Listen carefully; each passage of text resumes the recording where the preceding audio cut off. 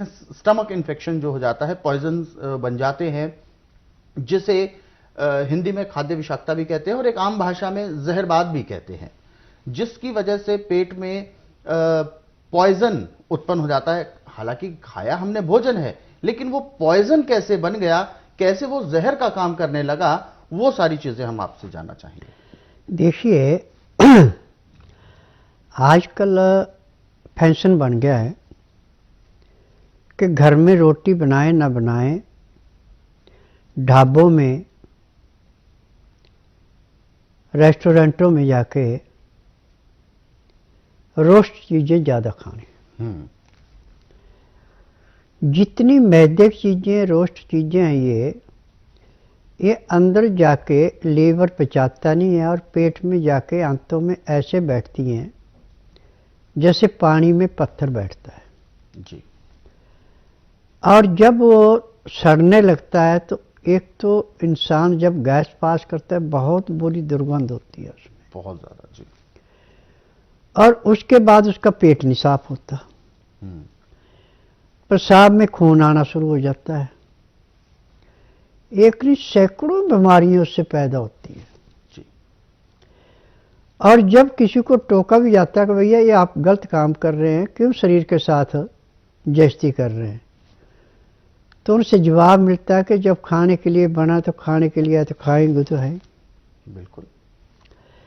जितना आप जीव को ज़्यादा स्वाद देंगे उतना ही आप रोगों के चक्रव्यूह में फंसोगे।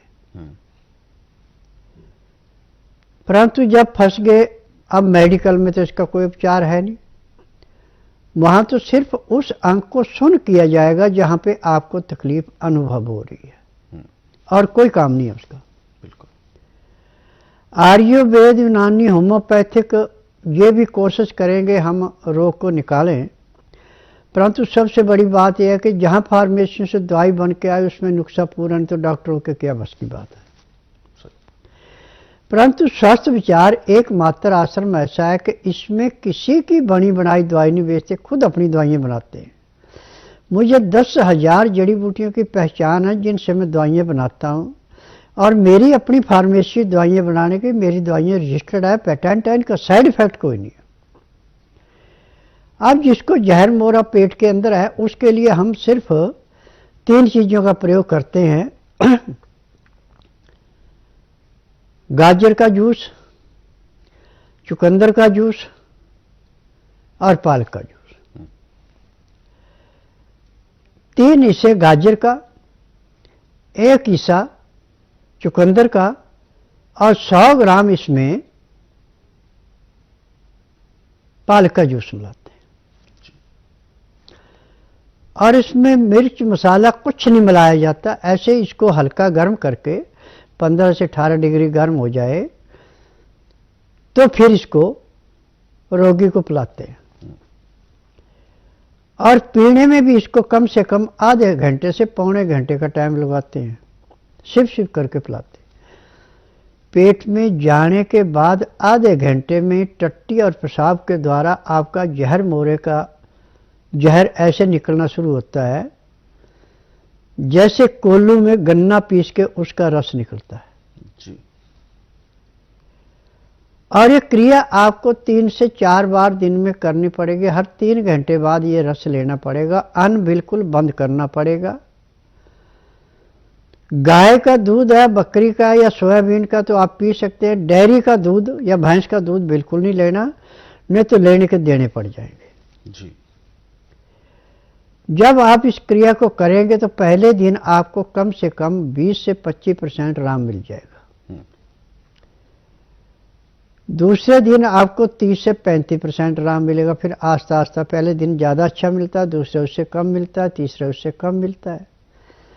फिर जब आपको टाइम लगे तो आप बुधवार छोड़कर गुरुवार से लेकर मंगलवार के बीच में मेरे आश्रम में आते हैं और जिस दिन आना उस दिन रात्रि 10 बजे तक खा पी के दातन कूड़ा करके बड़ी इलायची मुंह में रख के चूसते हैं। सुबह 9 से 10 के अंदर अपना नामकरण कराते हैं। 10 से 12 में नाड़ी परीक्षण करूंगा।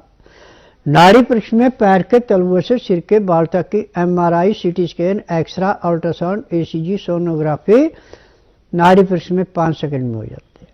फिर उसके अनुसार दवाइयाँ दी जाती हैं। दवाइयाँ खाने की हैं, दवाइयाँ पीने की हैं, मालिश करने के तेल हैं, आँख में, नाक में, कान में डालने की दवाइयाँ हैं।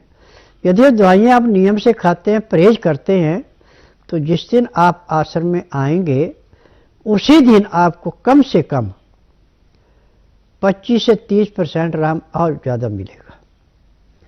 फिर जो दवाइयाँ यहाँ दिए जाएंगे, नियम समझाए जाएंगे, उसको करते हैं तो 1 महीने में आपका रोग टोटली समाप्त हो जाएगा। जी, तो बिल्कुल ये सारी दिक्कतें हमारी शुरू होती हैं खान पान में लापरवाही से, और